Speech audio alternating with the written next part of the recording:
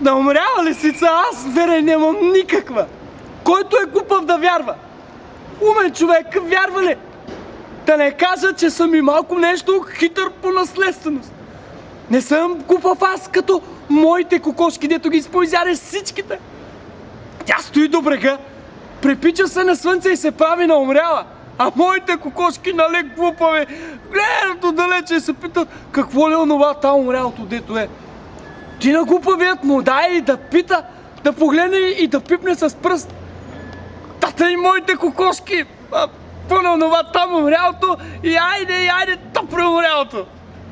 То не е умряло ми, само дето се прострувал на умряло и само дето чакал моите кокошки да дойдат по-близо до него. Тъй изпоизаде всичките. У комшията имаше и патици. Патиците и те викат, какво ли онова там умрялото, ама не излизат от локвата да видят какво е. Нищо, че са патици. И знае всичко, че били глупави. Бесих се тогава аз и се взех та при гората. А тя стои и гледа, ако може и мене да ме мине. Ако може, не може, защото тя е хитра, аз съм още по-хитър.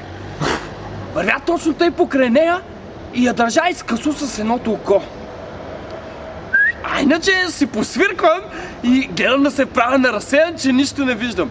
Що пънове имаше? Във всичките се спънах и краката си изпотроших. И тя взе, че повярва, че не виждам. И щом повярва, хвърлих се направо отгоре. Дума не можа да каже и замря. Та хитростта с хитрост се побеждава, викаше един ден моя баща. И аз това до ден днешен го помня.